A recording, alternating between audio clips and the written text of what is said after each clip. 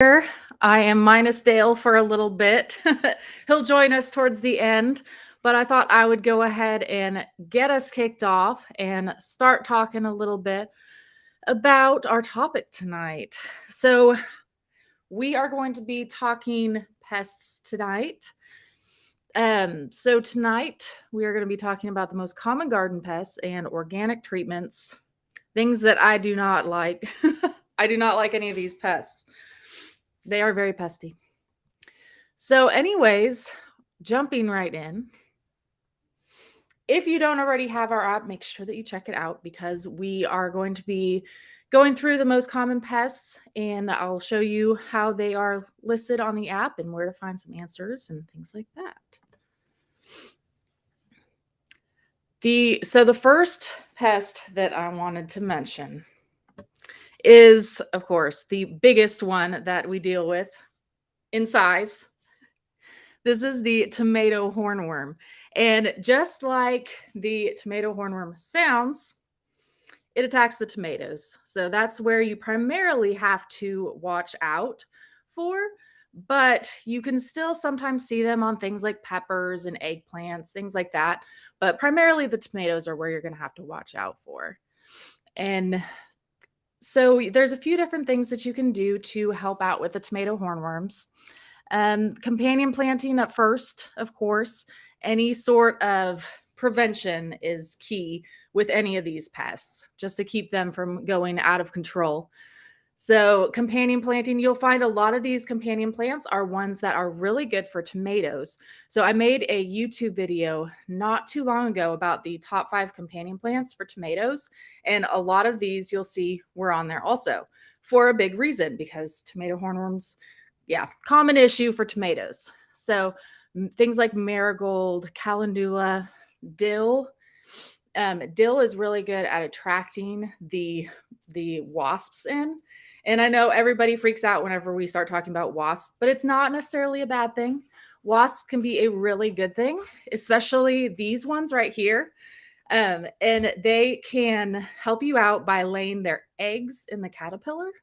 So as you can see up in the top here, I have the tomato hornworm with like those white looking egg sacs coming up. And if you see it, the first time you see it, it's going to be really, really freaky looking. It is. It's definitely interesting because the first time we saw it was probably in the beginning of our gardening journey. And I didn't know what in the world was going on. And you would be tempted to think that something really scary is going on. But in fact, it's actually super helpful. Those wasps lay their eggs, and it sounds really gross, but they actually eat the tomato hornworm like from the inside out. So they really help to manage it organically. So you don't have to do anything. So if you see this, leave them be because those wasps' eggs will help you in the future also. So leave them be if you see that. And then you can also try things like BTK. BTK is something that we always talk about for any sort of caterpillars. And those ones, it's formulated especially just for caterpillars. It doesn't hurt any worms or anything like that, but it does kill the caterpillars. So check those out. And we are actually going to be having BTK in our store in the app very, very soon. We're hoping to have it in stock Friday. If not Friday, it should be next week. So keep an eye out for it. So BTK is definitely something that can help you against all sorts of caterpillars and things like the tomato hornworm too. So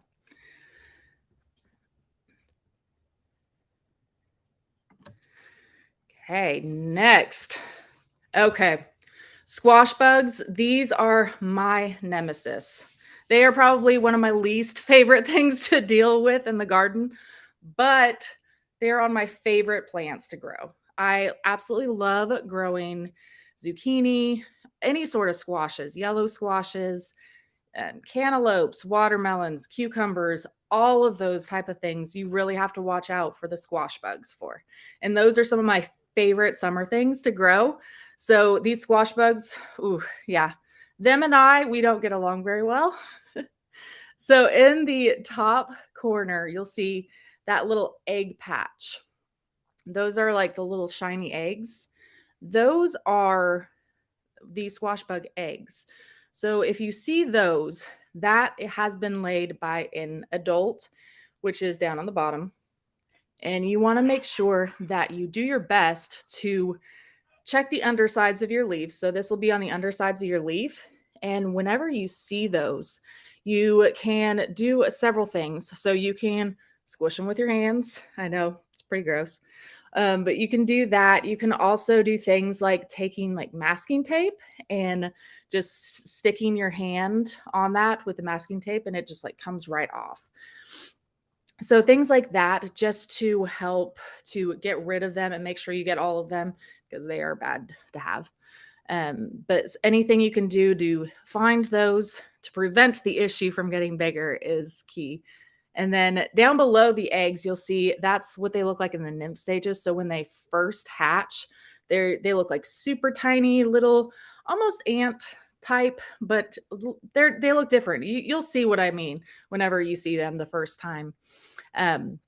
But those ones right there, you need to look out for too. And you can do the stickies with those also, like the sticky tape, and because they're tiny enough that you can get them down.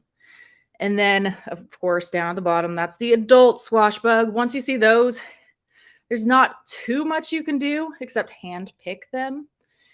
So at this point, we hand pick those and either squish them, throw them in a bucket of soapy water, things like that. So the best you can do is to prevent squash bugs, because squash bugs really are like huge like cockroaches on it. They can survive anything. So you want to make sure to try and prevent them as much as possible. And we also do a lot of companion planting for helping squashes. And again, I did make a video recently on YouTube about the squash bug, well, the squash companion plants. And a lot of those that I put on there are known to help for the squash bug in particular. So things like marigold, nasturtiums, and mint is another one of my favorites to do too. Now, I will make a warning with mint. If you are going to plant mint as a companion plant, make sure that you plant it in its own container, because it will definitely take over. What we like to do is put them in like a 3-gallon or 5-gallon smart pot, one of the smaller ones, and put it next to where our squash is going to be. So that way it can help give the scent and help to repel the squash bugs, but still not take over the entire garden, which is important for us because we want to grow other things besides just mint. And then also you'll notice a lot of other strong smelling things like chives, garlic, onions, anything like that that can really break out, the scent and really help to repel the squash bugs. And then along the same lines as the squash bugs, we have the squash vine borer, which again, it is another one of our nemesis. These are not fun to deal with. These ones you can help to prevent a few different ways. One of our favorite ways to go about preventing the squash vine borer is by actually wrapping the base of the plant. As you'll see in one of these pictures on here on the screen, there's aluminum foil. Just wrap around the base of the plant whenever the plant starts to grow a little bit bigger than a seedling, because you want to make sure that it gets established a little bit, but not too established, that squash vine borer is going to start to take over. So whenever the squash vine borer comes in, it likes to go to the base of the plant and kind of like drill in and lay its eggs down there. So at that point, that's why we do go through and protect the base of the plant with the aluminum foil.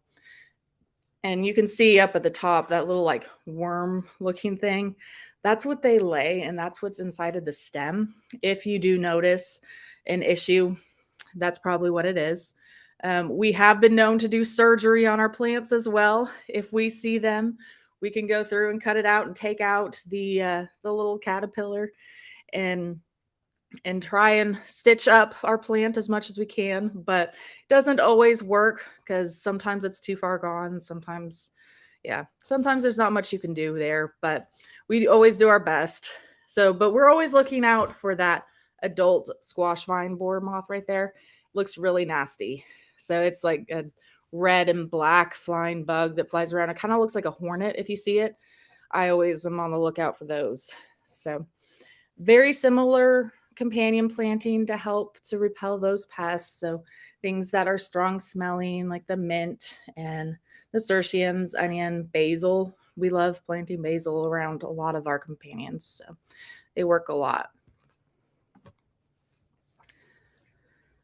And then, so the next pest, the cucumber beetles. These are ones that a lot of people have issues with, especially right now with growing a lot of cucumbers. And these guys, so the cucumber beetle itself isn't necessarily a horrible thing because they can't cause that much damage by just what they eat. But the damage they do is spreads viruses. So they can really hurt your plants and bring in a lot of issues that way. So you want to make sure that you do handle these cucumber beetles to help protect your plants. And of course, like the name says, cucumbers are where you need to watch out for them, but they don't only like cucumbers, they like other things in your garden as well. So you need to watch out for a lot of plants out there. And cucumber beetles, luckily, are actually fairly easy to manage, unlike the squash bugs that we just talked about. The cucumber beetles actually are attracted to these yellow sticky traps right here. So we have these yellow sticky traps. There's two different sizes that you can get, like there's small and large. And all we do is take these sticky traps, hang them up in our garden. You can put them, because usually these cucumbers are on a trellis, and you can hang this up next to it on the trellis too. And the cucumber beetles are attracted to it, and then they go and they get stuck on this sticky tape. So that's something that's super helpful. And as you can see in this picture, we tried putting a cucumber flower on there too to even entice them more. So, and these ones, yellow sticky traps are actually really cheap to buy. We have them in our store too on the app. So check those out if you're having cucumber beetle issues. Something else we've done in the past as well is that it's a do-it-yourself cucumber beetle trap, and that's what you see with those yellow solo cups up there. So we have those up there. Essentially what we do whenever we make those is we just attach these yellow solo cups to like a piece of like a stick or bamboo, something like that. I mean, you can also do a trellis, and anything you want to attach it to will work. And then we put that tanglefoot glue on the outside and the inside. And then you put some clove essential oil in there as well. And it helps to entice them to go there, and then they get stuck to it. It actually worked really well. So that's another option for you too to help to manage cucumber beetles. And then of course I have like the insect netting down below too. So things like, insect netting, floating row covers, anything like that whenever your plant is younger to help prevent the pest issue, it'd be great. The biggest thing you want to do is once your plants are flowering, you want to make sure that you are taking it off and giving it some time so that way the pollinators can come in and help you out too, because otherwise you're not going to get any fruit. So you want to make sure that you get that.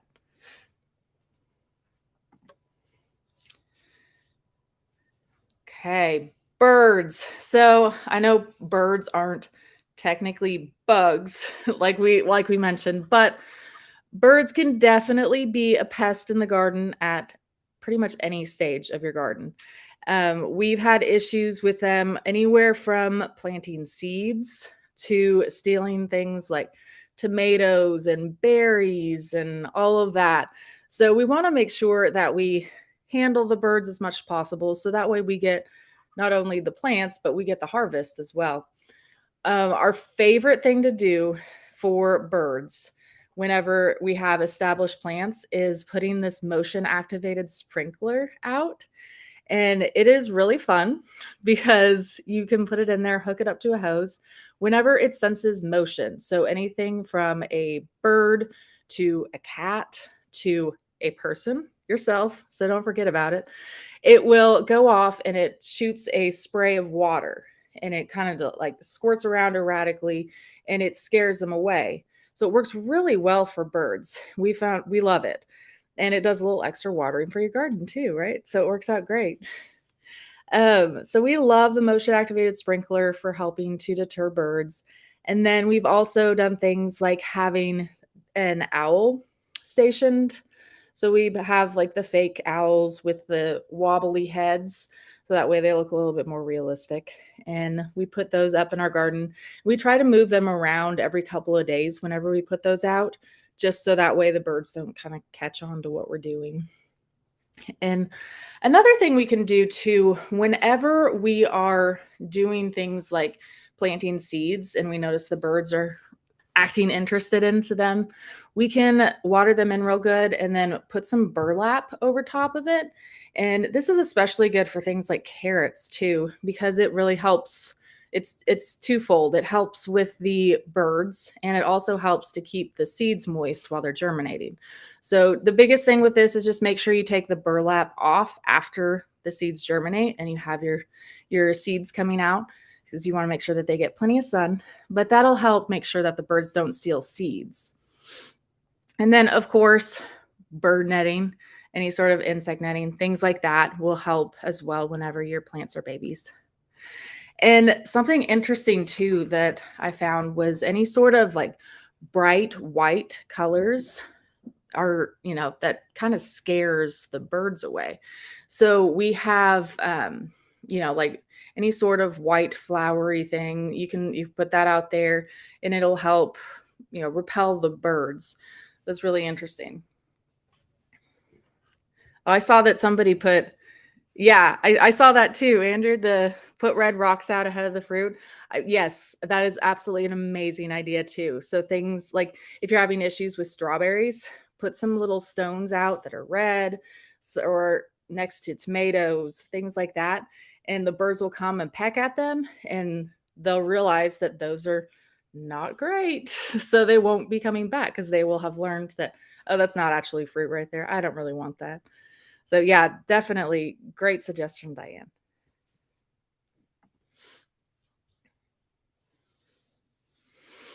Slugs. So I saw that there was a lot of chat about slugs and snails already. Apparently, they are bad everywhere. We've been getting a lot of rain here in Oklahoma recently, and there's been a lot of slug issues. So let's handle the slugs. So I see that people have been talking already about my favorite method in the chat. One of my favorite things to do for slugs whenever you see them is to pull out any sort of little tiny saucers and pour some old stale beer in it, and then leave it out sitting overnight. And then you come back in the morning and you'll find a lot of slugs there. And yeah, it says beer did work. Yeah, I've definitely had great luck for it. Yes, they like the cheap beer. Absolutely. We always have like the beer sitting in the back of the fridge that we don't like or something, and we pull it out and use that for the slugs. It works great. It's amazing. So that's definitely number one. That's what I always go to, because these slugs, they can't help themselves. So that's definitely a good remedy for them. And then there's also things like diatomaceous earth, which can work for them as well. Just make sure I always try to get the food grade diatomaceous earth too. And then there's also like slug and snail bait, things like that you can buy and use. But I always found that honestly, the beer trick always did the trick for me. So that's what I always recommend doing.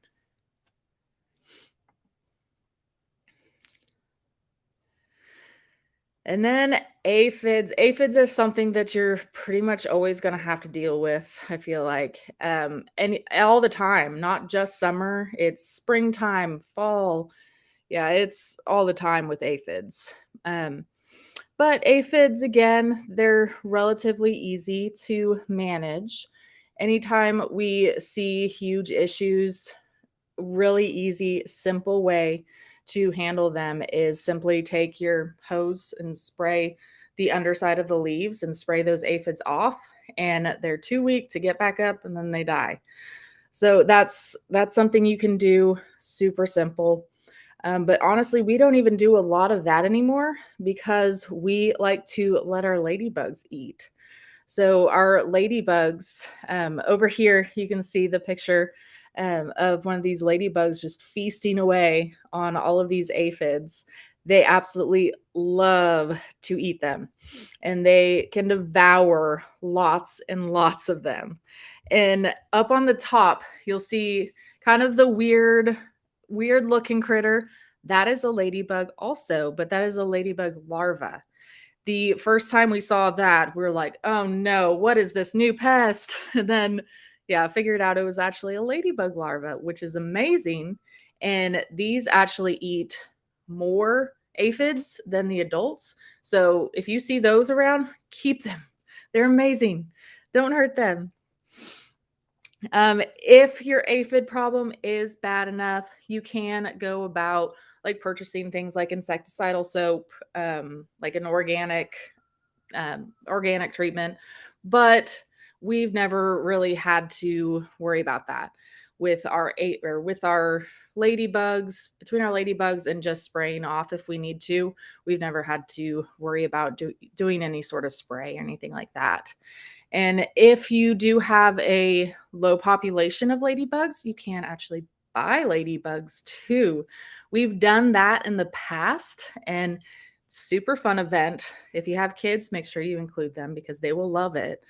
And it's super fun. The biggest thing I can tell you is if you do buy ladybugs, make sure you release them at night and have a like a good source of water nearby so that way they have plenty of food and drink, and hopefully they won't want to go far.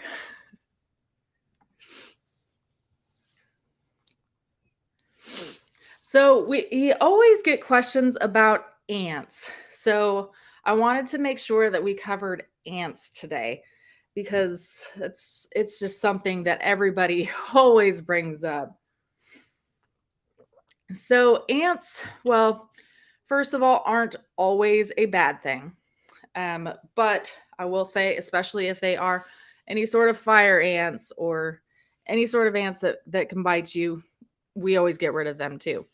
But if they are just the little black ants, we tend to keep them around just because they're not really doing a lot of harm and they can do some helpful things in the garden as well. But one of the biggest things that you can do to help with ants is actually by getting rid of aphids, believe it or not, because ants do like to harvest aphids, which is interesting. So we always, first of all, if we see that we have a huge ant issue, we start looking around to see if we have any aphids. So that's first of all what we like to do. And then what we can do is doing simple things like boiling a pot of water and going over to where we see their ant mound and pouring boiling water on top of the ant mound, and that will help encourage them to move their location somewhere else. Now you may have to do that a couple times to get them to get the hint, but usually that's a fairly simple, easy way to go about getting them to move without having to use anything. You can also do things again like diatomaceous earth, sprinkling that over their little ant hills. And then there's this tangle trap sticky coating too, like you can put out and the ants will get stuck in it. So that would help as well. And then things like ground cinnamon, red peppers, which leads me with the red peppers to the companion of hot peppers. So these hot peppers can help for not only just by being a companion plant, but by taking their hot peppers and using them ground up and to get rid of the ants. They do not like that at all. So if you're having any sort of issues, try using like some red peppers or some cinnamon. And we've also used like garlic before as well whenever we've had issues, and it's actually worked fairly well.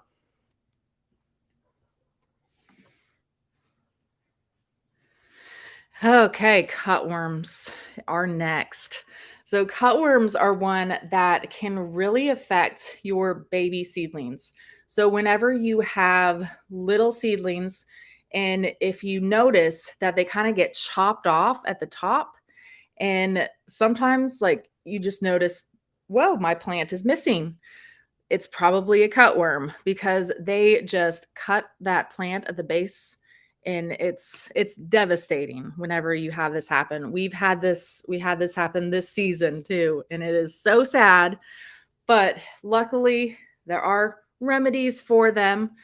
And one of my very favorite that I did, there was one year that I went out and I went to go check on our plants. Well, Dale was out of town actually, so I was actually by myself, and I went out in the garden. I was FaceTiming with him, and I was showing him the garden, and I was like, "Oh no, where did all these seedlings go?"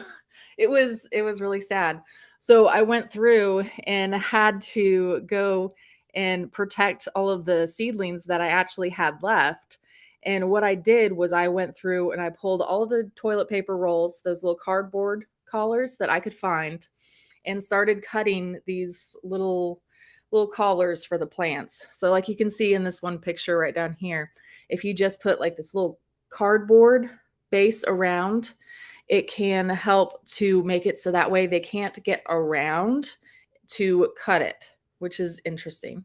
And then something else that I've done before too is place toothpicks on the sides of the seedlings too. So I did that as well because you don't always have a whole bunch of, toilet paper rolls around. But I we had plenty of toothpicks, so I took toothpicks too and started putting toothpicks around, and I did like 3 or 4 just so that way it was like kind of all around, make sure that that cutworm couldn't get it. And then other things that you can do is by taking eggshells and sprinkling those around because it makes it harder for them to walk over. So something like that would really help. Diatomaceous earth again would be fantastic. And then of course, if you have the option for doing a sort of floating row cover, insect netting, that would help because then you don't have to do any of those methods and you don't have to worry about that. And then once they get big enough, you can just open it up and the cutworms can't get around the plant anymore. So that can really help as well if you have that option. And then of course things like companion planting will help to discourage them because it'll throw them off the scent. And so any sort of strong smelling herbs, and again the mint, love growing mint, this would help too. And I feel like everybody, every time we have one of these live streams, always brings up earwigs, which it's interesting because earwigs aren't really something that we've had a lot of issues with in the past. I mean, we see them all the time because they are just something that's always around. They're kind of like roly polies. I mean, they like to eat the decomposing material out in your garden. So they're attracted to, any sort of rotting fruit, maybe something that fell on the ground or old compost, mulch, things like that will attract these earwigs in. But sometimes you'll notice that the earwigs kind of turn to your plants or good fruit, things like that. So they can be pests, but they aren't always necessarily. But there is a lot of treatments that you can do for earwigs. And one of my favorites is well, again, you can do the beer trick on them as well, just like with the slugs and the snails. The earwigs like the saucer of old cheap beer as well. So they will fall into there, drown overnight. You can also use vinegar too. So But I will say a word of warning, make sure that if you do use vinegar, make sure you're careful to not spray your plants directly because it can really hurt your plants too if you do that. So if you are doing that, make sure you just spray the earwigs or just have a saucer of the vinegar out. And if you have some sort of light source or something like that to put above one of these traps, it'll help to encourage them to this area too, and then they'll fall in and drown. Um, Something else you can do for earwigs too is by putting, if you have any sort of like old newspapers laying around, things like that, you can lay them on the ground, dampen them a little bit, and then you'll notice that they're kind of attracted to that area. And once you collect a lot of them, simply roll it up, put it in the trash, and you'll get rid of a lot of your issues of the earwigs that you have. And then again, diatomaceous earth can help you out with your earwigs as well. So sprinkling that around the areas of issue that you have can help with the earwigs. And then again, with the companion planting, if you notice that you are having any sort of issues in certain areas, try and do some sort of like stronger smelling herbs, things like that, to try and get them off of your plants that you're having issues with. Flea beetles are the next one that we're going to talk about. So these ones you'll notice mostly on things like brassicas and also things like your tomatoes, peppers, eggplant, things like that. So you want to make sure to watch out for them on those. And they are, again, another one that has a lot of remedies to it. So you can do things again like those yellow sticky traps. And anytime you can use these yellow sticky traps, I always do because it is always the easiest thing to do. You just take them out there, hang it up where you have issues, and they can't help themselves. They get stuck. So I always resort to those whenever I have that option. I always put up yellow sticky traps. And then diatomaceous earth again. I always feel it is a gardener's best friend. Always have diatomaceous earth on hand because it helps with so many of these pests. So it's amazing to have around. So make sure you always have diatomaceous earth. And then if you notice that they are pretty bad, you can spray with neem oil. So a word of warning on neem oil will be make sure that you do not spray it whenever you are over about 90 degrees because you can suffocate your plants. So you want to make sure that you have a nice cool day that you use neem oil, and that's when you will use it. But if you are above 90 degrees, do not use neem oil because you will not only not have flea beetles, but you will not have a plant as well. So avoid that.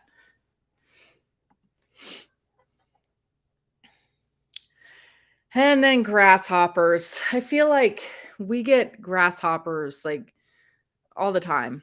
They used to be a lot worse before we had chickens, though. We had a huge grasshopper problem the first year that we moved into our house here.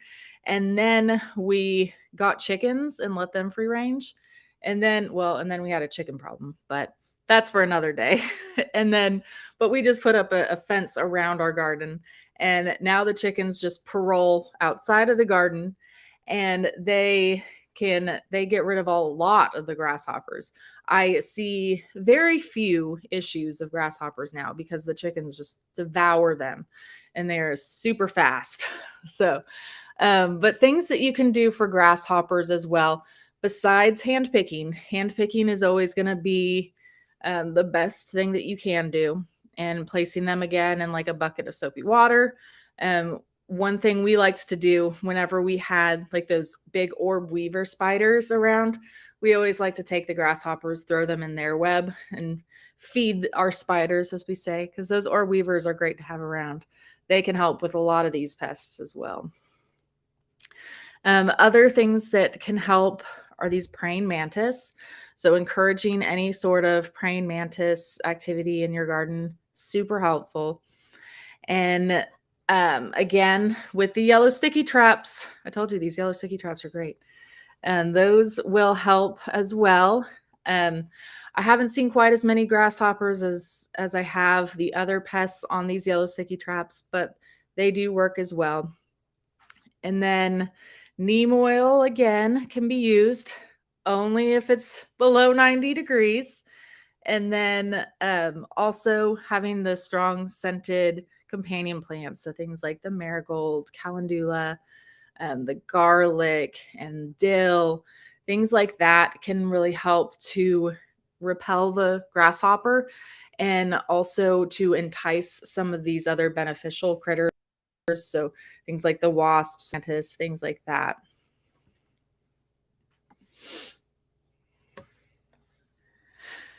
So Harlequin bugs have been my nemesis in the garden so far this year. I haven't, luckily, knock on wood, had a huge issue yet with the squash bugs. I'm knocking on wood though, so hopefully the squash bugs don't hear me.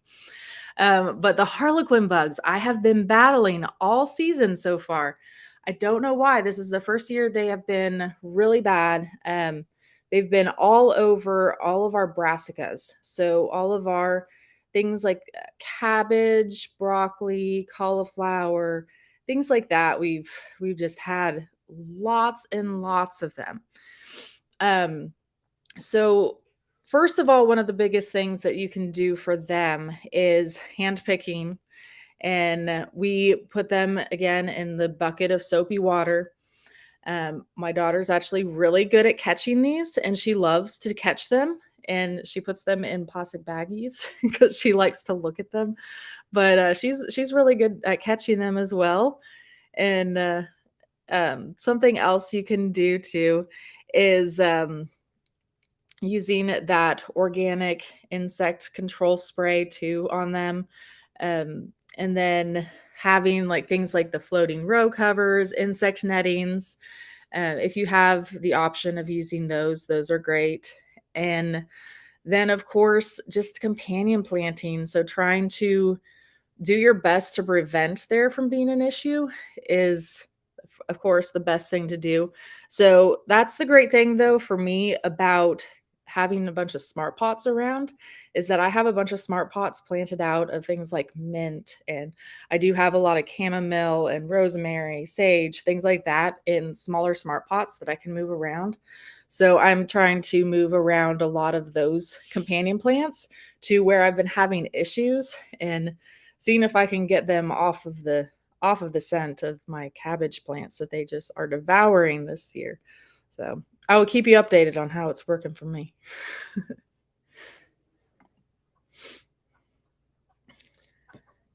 Leaf hoppers are another big one that we've been seeing this year too. Leaf hoppers, and I actually this picture of the really pretty leaf hopper, I thought it was so pretty. I saw this in the garden. I was like, whoa, what is this? It's so pretty. I was like, oh no, not a good one. It is as beautiful as it is really bad. Um, it can hurt your plants and also cause different pathogens to go into your plants. So it's not good to have around. So you want to make sure you try and do your best to handle these.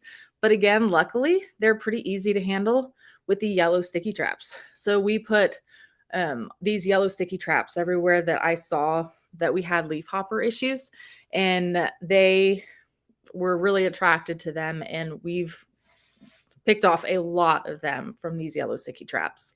So putting those yellow sticky traps up really help with leaf hoppers. And you can also do that cucumber beetle trap that I talked about earlier for the cucumber beetles. It works for leaf hoppers as well. They're very similar. So you can also do that cucumber beetle trap again. And again, that's just those yellow solo cups attached to some sort of either stick or bamboo or a trellis, something like that. And with that tangle glue on the outside, and then the clove essential oil. So all of that will help to attract them there as well. And leaf hoppers also are helped with the diatomaceous earth again and with neem oil. So in case you weren't here earlier, do not apply neem oil if you have temperatures that are above 90 degrees, because it will suffocate your plant. So, but if you are below that, neem oil will work great to help to control these leaf hoppers.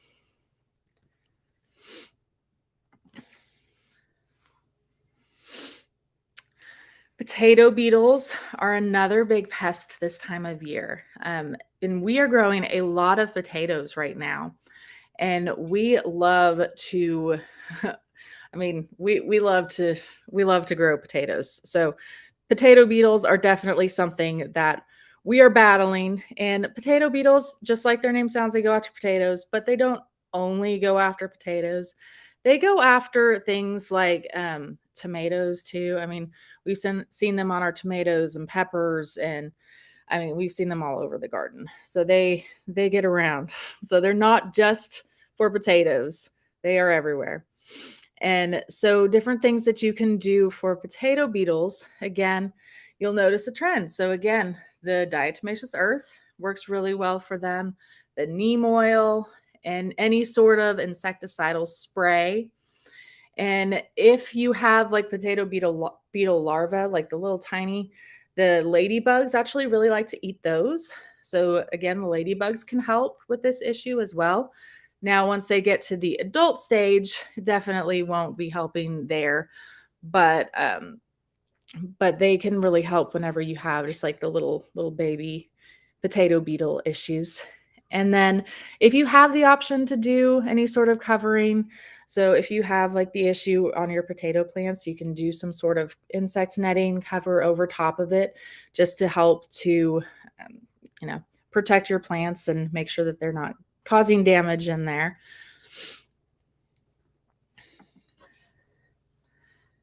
And last but certainly not least, I've seen questions about these as well, the stink bugs. Seen questions in the chat.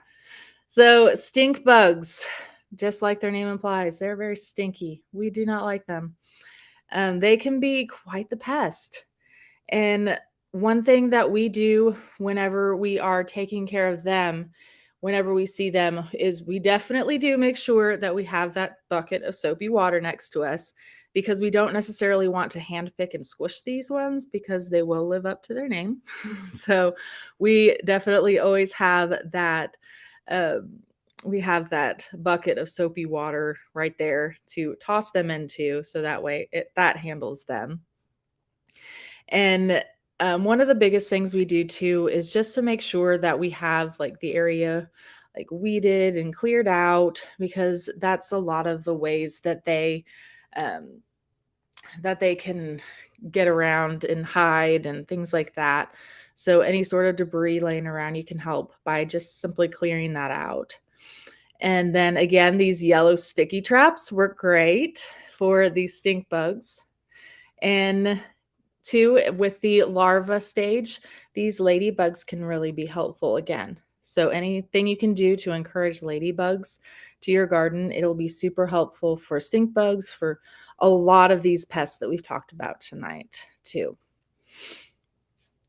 And so those are the main pests that I want to talk about, at least the most common ones that we've been battling.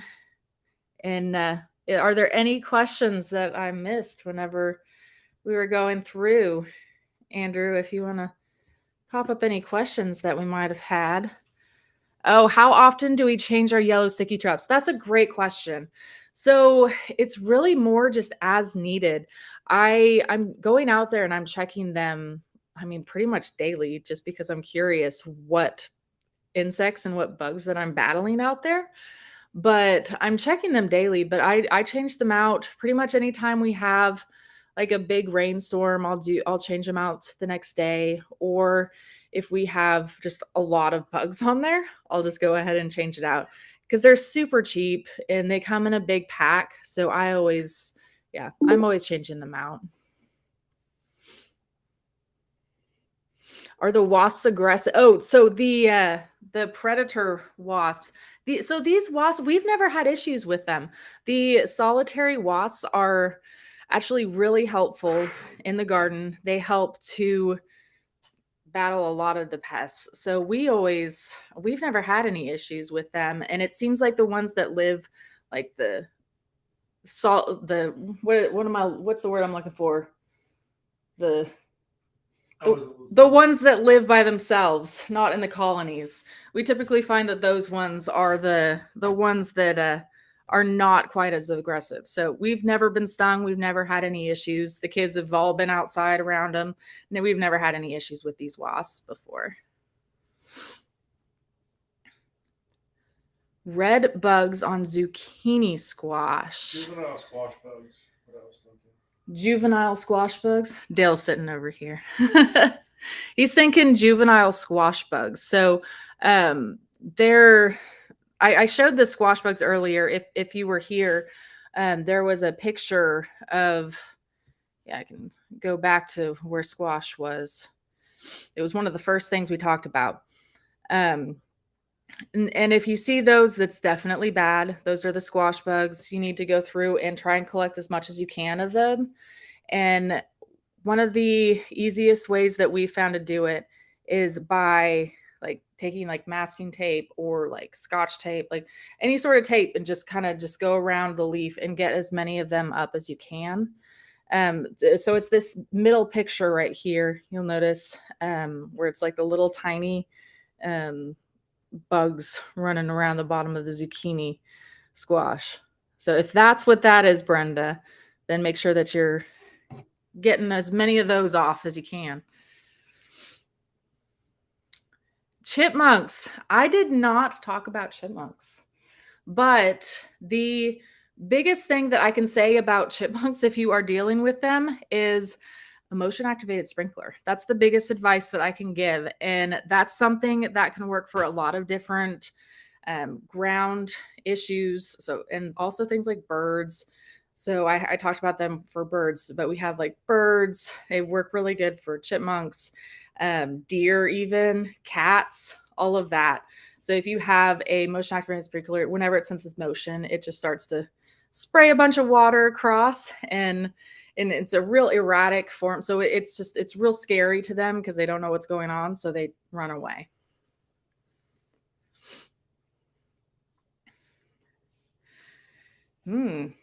Does Park does not ship? Mm-hmm. Park does not ship to the UK. I am very sorry. I wish that we did. Found a ladybug on my sage today. I'm hoping there are more. Yes, absolutely. You may have covered this already. Where can I buy the ladybugs? So whenever we have bought ladybugs, we always bought them off of Amazon. There's a lot of sites you can go to. And you can also get them a lot of times on your nursery. And a lot of the local nurseries will have them too. And you'd be surprised. They have like things like ladybugs, and we've even bought like praying mantis eggs and things like that. And also the wasps too. Like you can get the wasps and release those out too, which is really interesting. You'd be surprised what your local nursery has in stock. I have all forms of wildlife. Bears, deers. Oh yes. That's the same here. So we live on 5 acres in Oklahoma, and we've dealt with quite a lot of them. And one of the biggest tips I can give you is trying what we have are these Premier One electric fences. And we put those around our garden areas, and it helps keep a lot of things out. And you do have to attach it to some sort of electricity. We do have solar ones too, and we've used those, and it's worked really well to keep everything out. We even have like the poultry netting Premier One fencing too, and that even keeps our chickens out and all sorts of critters. So those ones are great.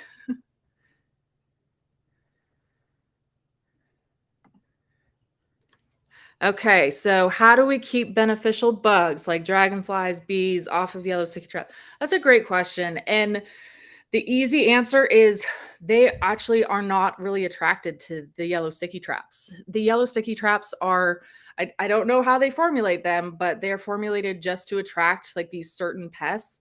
We've never had issues with any sort of bees or dragonflies, butterflies, or ladybugs. We've never had any issues with those getting stuck in them. The only things we've really seen in there are things like flies, which, I mean, personally, I'm not a fan of flies, even though technically they do pollinate. But I mean, flies are really the only thing that we've seen get stuck in the yellow sticky traps that we don't really necessarily want in there. But yeah, I mean, we've never had any issues at all.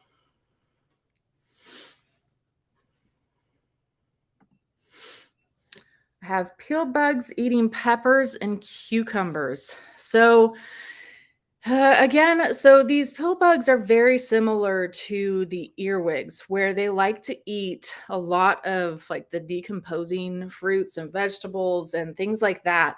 So I'm guessing there may have been either they are older or possibly there was maybe like a cut in them or something that enticed them there.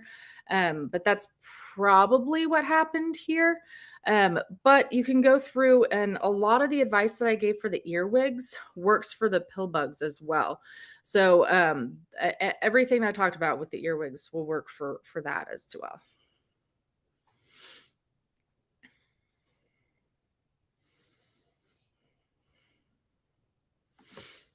So diatomaceous earth. So yeah, it's really easy to do. All I do is take the diatomaceous earth and then just sprinkle it around the plant. I typically try to avoid anywhere like on top of the plant, or if it's on like flowers or anything like that, because it can hurt and like a pollinator, things like that as well. So I always do it base of the plant only, and I just sprinkle it right around there.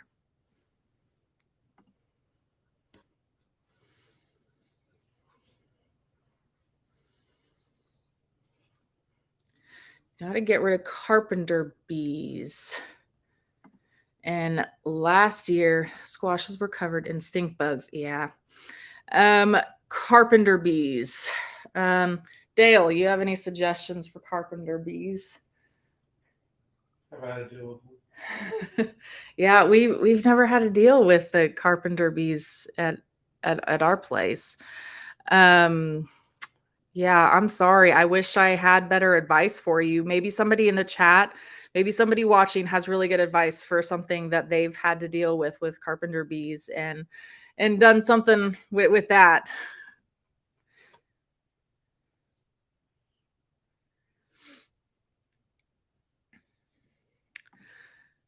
Okay. Well, if there's any other questions, feel free to put them in there.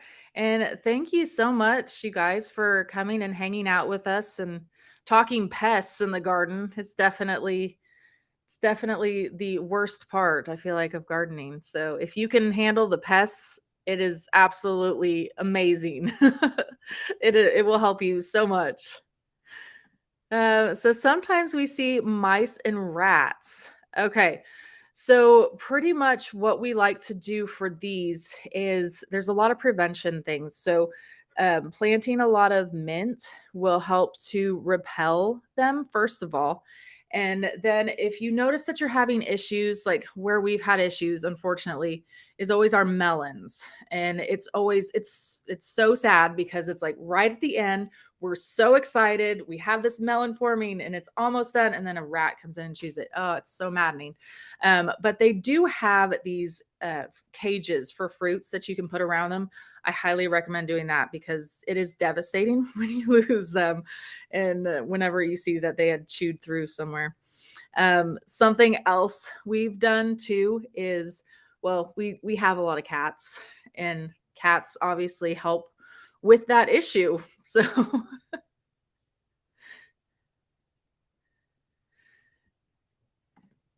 and then I saw another site for homesteading and they said there's an artificial hornet nest to use.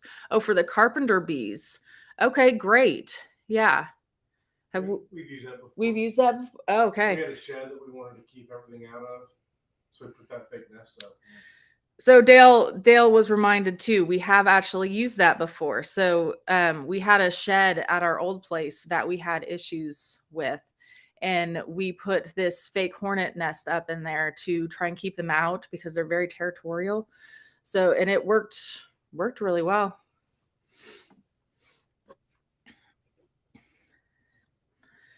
Do you empty and store grow bags at the end of the season to prevent bugs from overwintering inside them? So not usually. I mean, because if we technically did do that, we would be doing that a lot. If you've seen a picture of our garden, you know how many grow bags we have, and there's a lot of them. So we do not ever really do that. What we do is if there's nothing growing in them, I take it to the chicken coop, and a lot of the times like they'll go through, they'll dig through it, they'll take out any leftover plant roots, things like that, or if there's any bugs left in there, they'll do that. But once the season's done too, I really just let the chickens in sometimes and let them go through and clean up and get rid of a lot of pests and things like that. But something I do like at the beginning of the season, like I will go through and not empty them out, but I do like to freshen them up. So I do take a wheelbarrow with me in like the springtime, and I just dump it into there and add some fresh compost into the mix, and then put it back in there. So usually at that time I find things like the grubs, if there were any grubs that were in there, and things like that.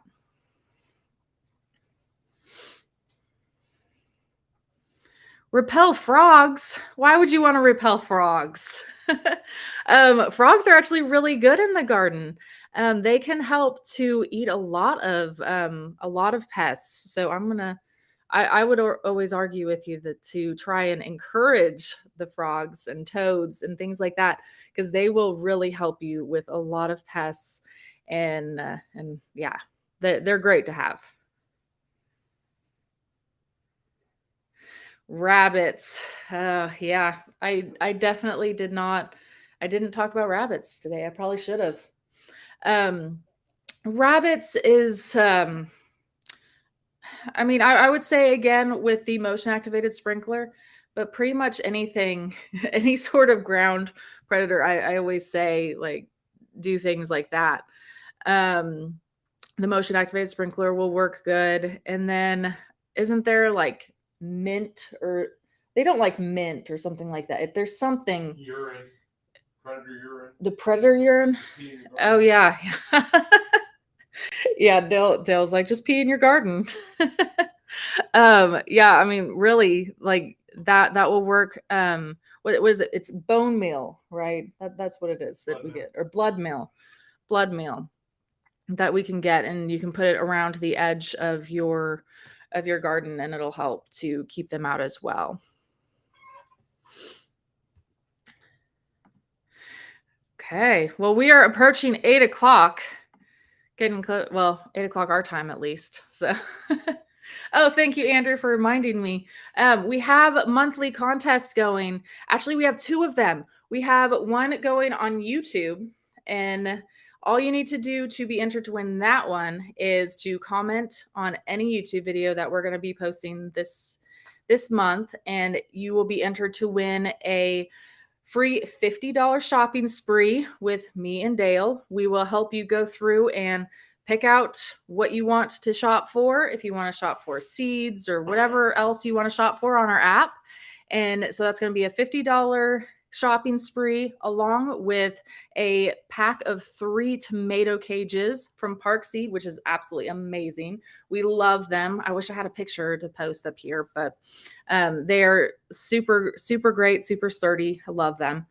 And then also we have a monthly contest going on our Instagram page. So if you don't already follow us on Instagram, make sure you do.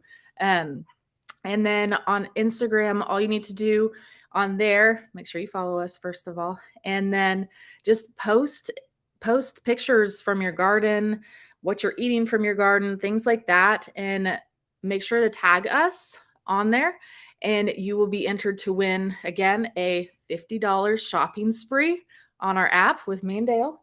And then also a Spoma tomato fertilizer, which we absolutely love. I use it every 2 weeks in our garden on all of our tomato plants, and they're thriving. So make sure that you follow us on YouTube and Instagram and get entered for that monthly contest. So thank you so much, everybody, for joining us tonight. It was fun. And we will see y'all next time. Bye.